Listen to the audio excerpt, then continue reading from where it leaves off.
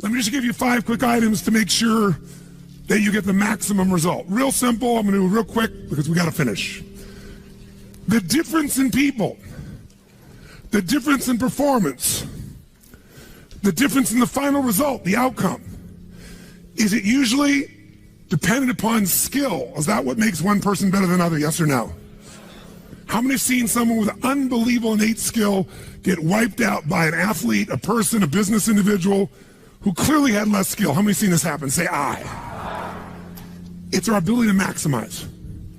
We said on day 1, leaders are what transform organizations. You want to grow this company? You want to transform this company? Leaders do it.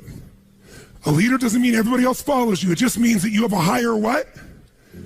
A higher standard than anybody else does. What will make you the leader is when you have a higher expectation, not of other people. Anybody can do that. Of whom?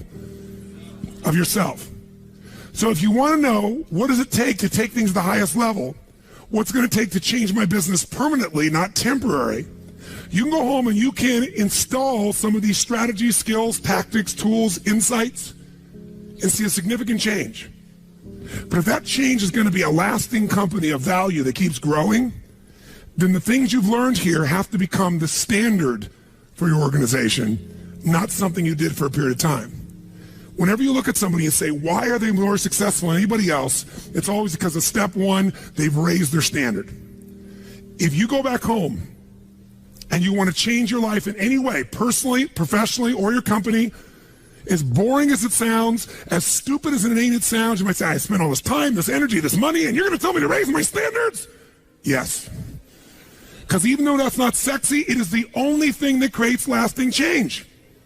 You can go on a diet and you can lose weight, but what will that person eventually do? They'll go where?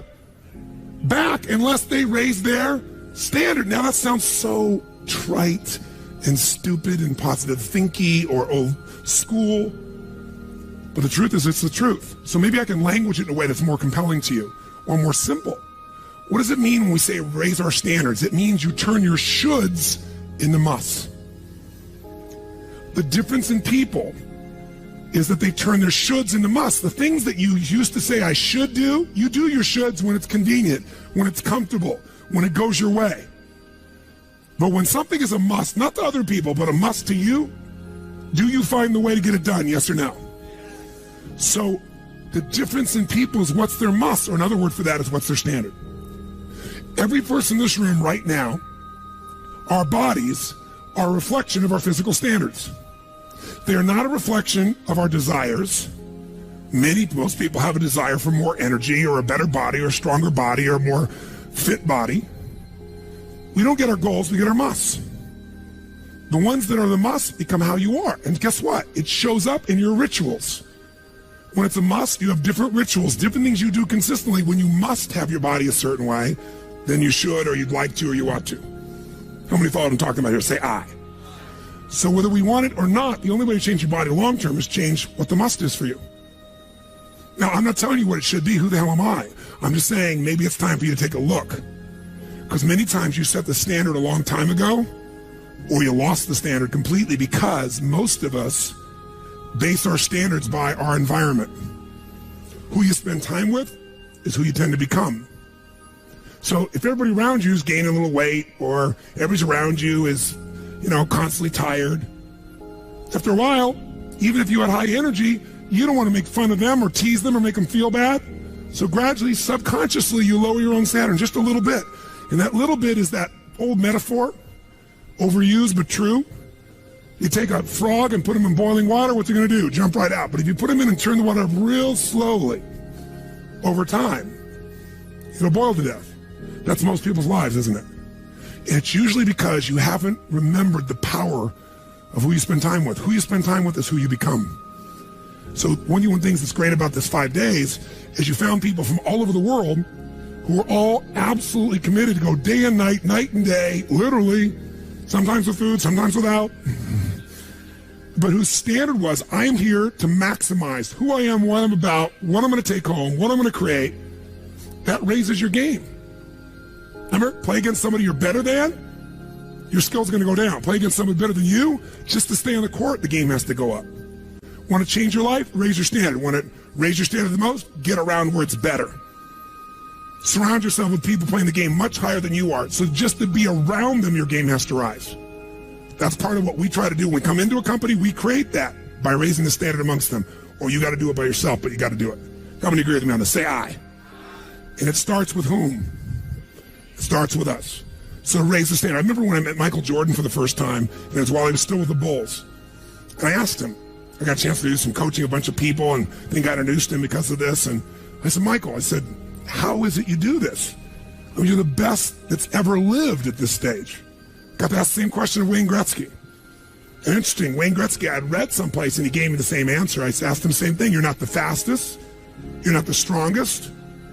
You're not, you don't, how is it you're the great one when you're not the fastest, the strongest, the quickest? And he said, well, Tony, I appreciate the compliment, but he said, I think one of my advantages is most people skate to where the puck is, and I skate to where the puck is going. The power of what? Anticipation. He knows the pattern. With Jordan, his standard was, I asked him, he said, Tony, everybody, I said, what makes you the best? Is it natural ability? Is it talent? Is it skill? Is it God-given? Is it strategy? What is it? He said, Tony, I think I can say this to you without it sounding like hyperbole. He said, I have got unbelievable natural skills. But he said, study my history and you'll know why I am who I am. I did not make the high school varsity team when I was a sophomore in school. High school, I got cut. He said, I had a lot of natural talent, but the greatest gift of my life was a coach who said, you're not on the team. And I looked at him, I laughed at him. I said, you got to put me on the team. I'm the most talented guy out there. He said, no, you're not. He said, you have a lot of natural talent, but you have no heart, no absolute commitment, no real drive. You're not on my team. And it just crushed him. And finally he negotiated and he said, look, you want to be on my team next year? Simple. Meet me every morning before school for a one-on-one practice, and I'll take this raw talent and I'll teach you discipline. I'll show you how to raise your standard. And if you show up the whole year, I'll guarantee you a spot next year. And if you don't, probably the same outcome's going to happen when you try out next year. He couldn't believe it. And guess what? Most people don't know. Michael Jordan got up every morning and drilled and drilled and drilled and didn't get to be on the team. And next year he was on the team, and he was not only good, he was great. Guess when his career exploded? When he lost again, championship to Detroit.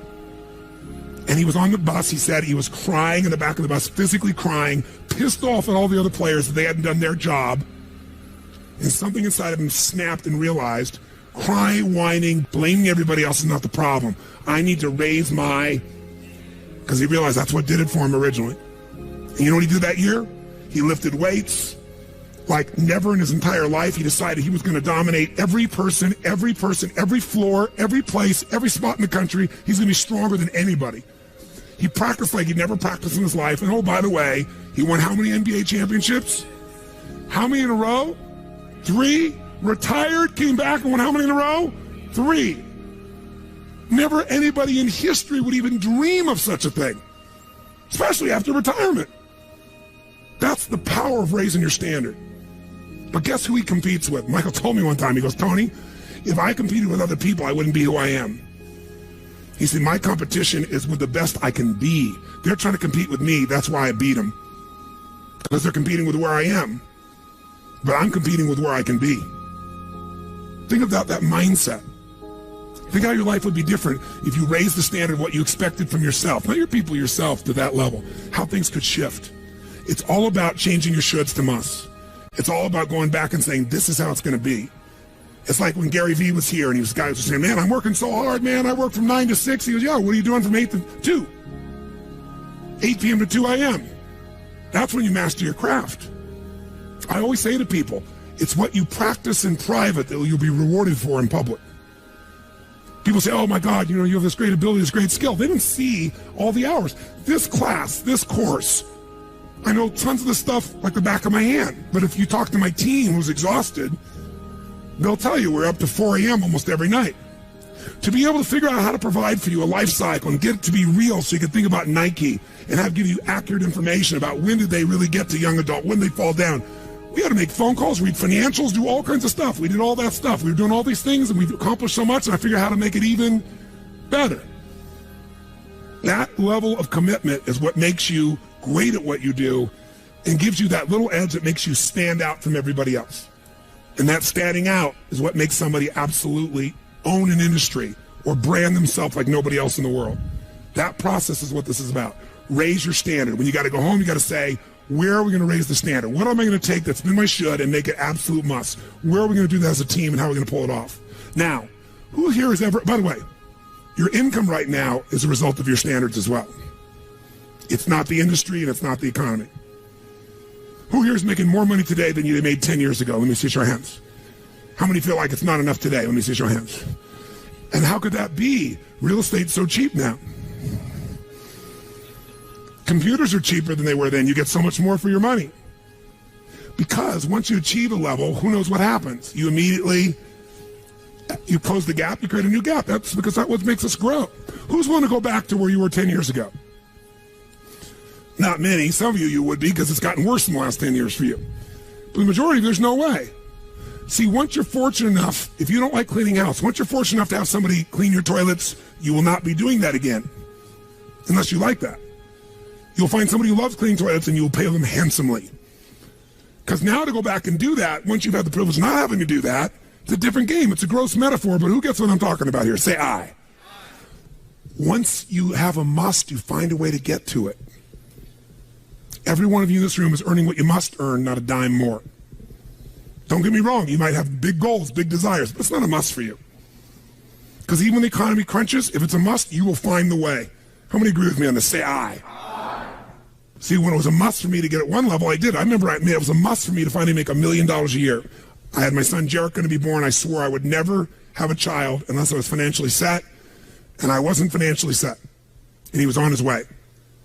I went from $38,000 a year to making $1 million a year in the next 12 months.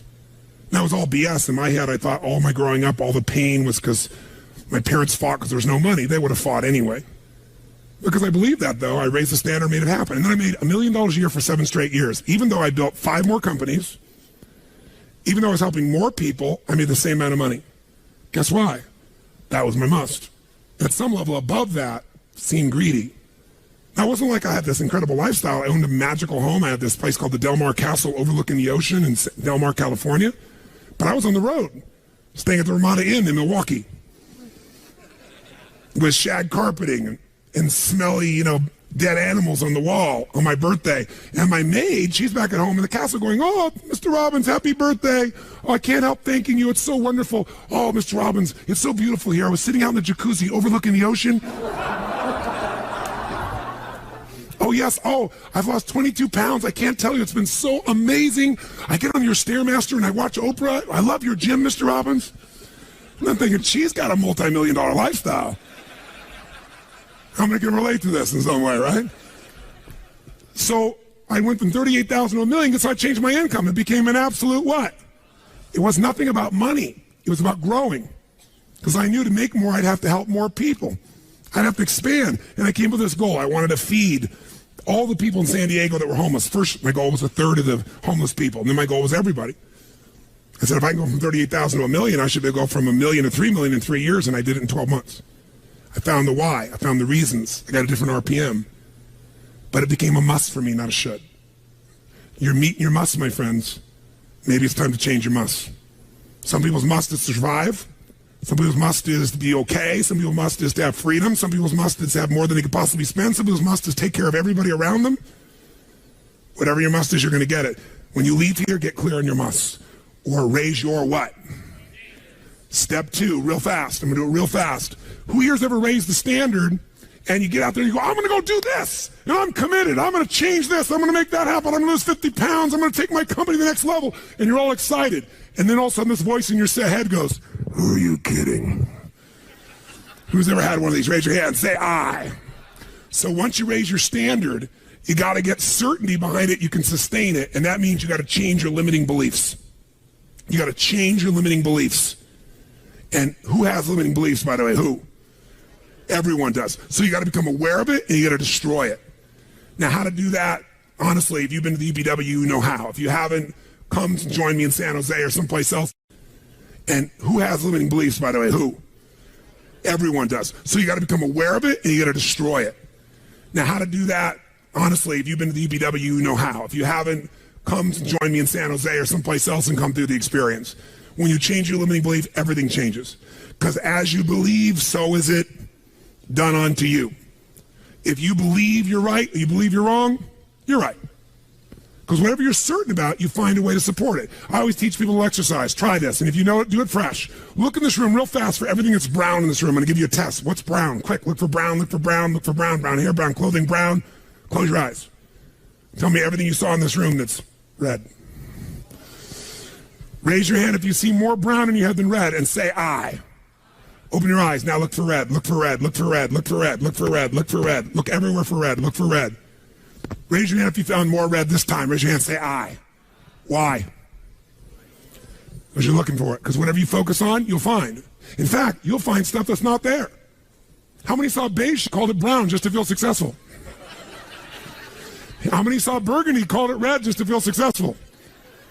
See, once you believe something is a certain way, out of your need for certainty, you'll change things to meet that belief.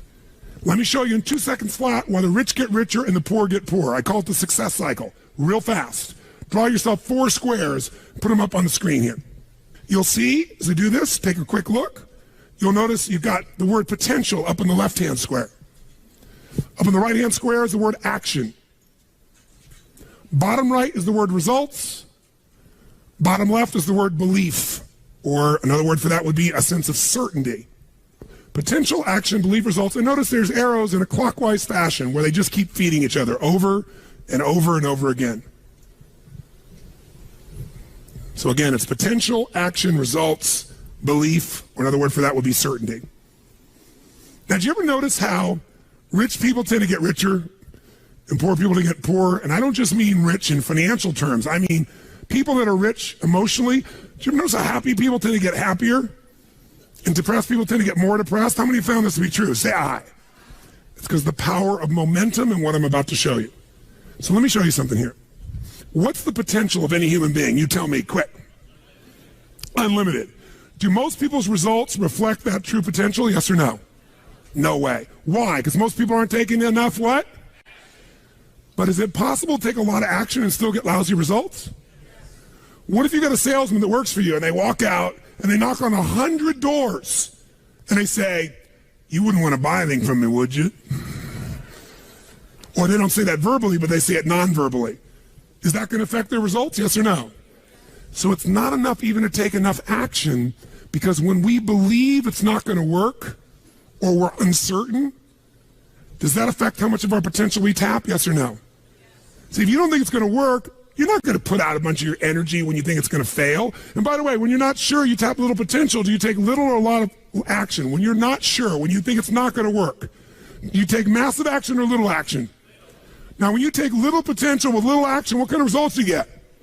Little lousy results. And when you get lousy results, what does that do to your belief? You go, see, I told you it wasn't going to work. Told you it was a waste of time. And then, by the way, when you have less belief, how much more potential do you take? More or less? If it's possible, you tap less potential, more or less action. Less. And what happens to your results? They get even what? And now they got worse results. What's that do to your belief? And by the way, now you see the current economy. Isn't it true? Everybody out there is going, oh my God, the results are so bad, it's going to get worse in the future. So I better pull in my horns. There's less potential. So I'm not going to push as hard. I'm not going to take much action. Oh my God, I'm getting lousy results with little potential action. Oh my God, it's going to get worse. That's what creates a recession, depression, whatever you want to call it. How do you change that? By the way, can it work the opposite direction? What would happen if something inside you gave you so much certainty inside of you that you felt absolutely certain that recession was your friend? That the worst economy for you was the greatest time on earth, and all you had to do was manage your state and apply your fundamentals and immerse, stay coached so you don't get off the target, keep taking action, and you could own your business and you go to other people's businesses. How many believe that, by the way? Now say aye. When you have that kind of certainty, are you going to use more of your potential when you go home or less? Which one, my friends? Are you going to take less or more action? When you are certain and you use lots of your potential with massive action, what kind of results do you get?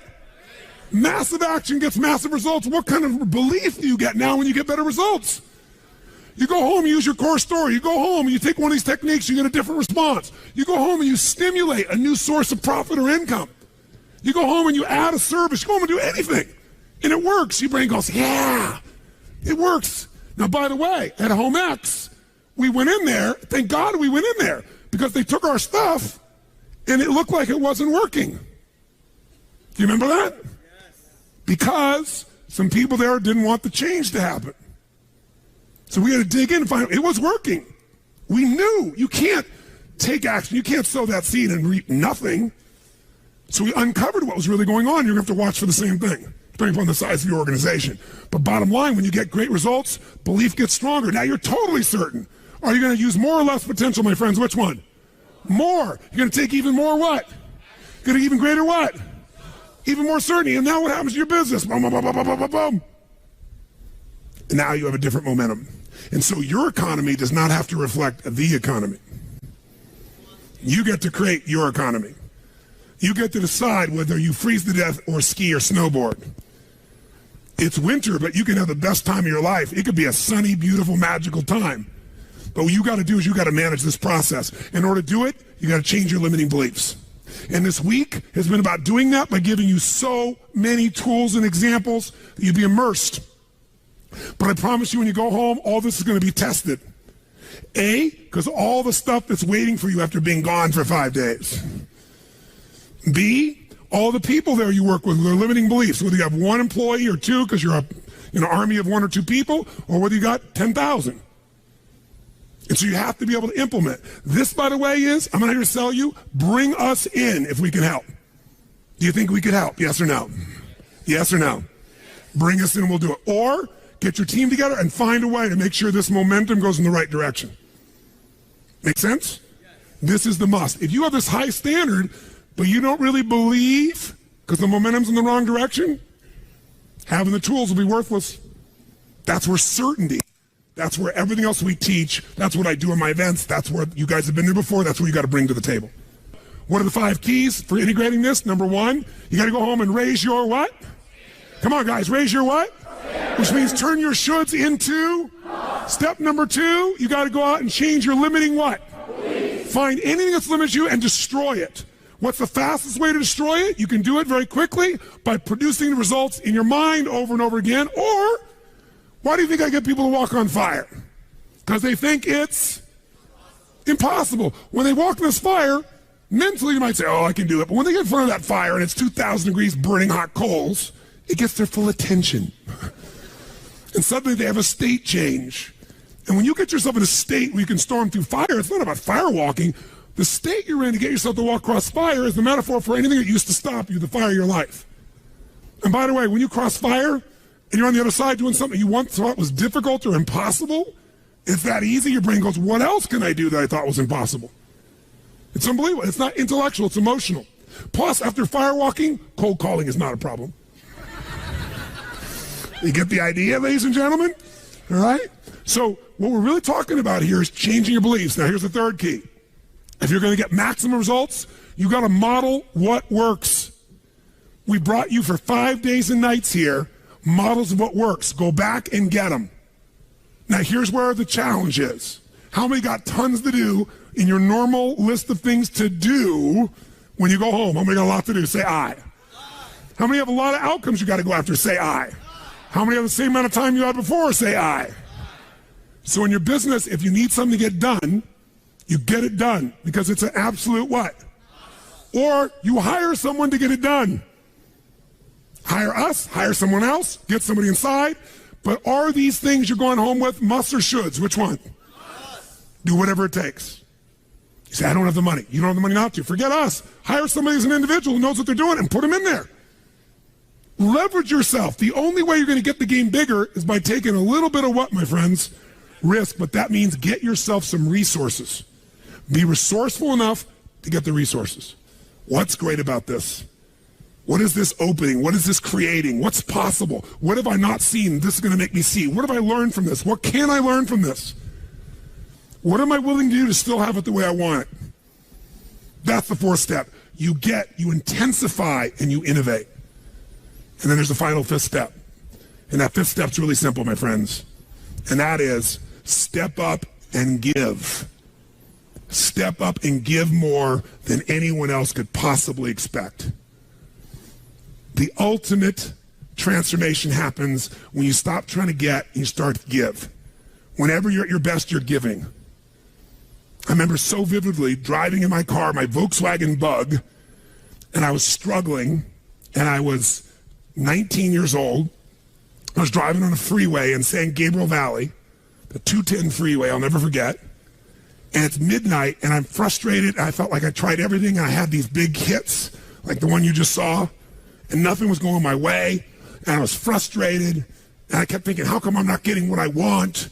And all of a sudden, it just hit me on the freeway. I pulled over the side. It was almost midnight, no cars really around. Grabbed my journal, and I wrote, I still have the journal to this day from when I was 19 years old, full page, and I wrote, the secret to living is giving. And I realized why I wasn't doing well. Because I all focused about what I wasn't getting. I was not focused on what I was not giving. And the whole game changed.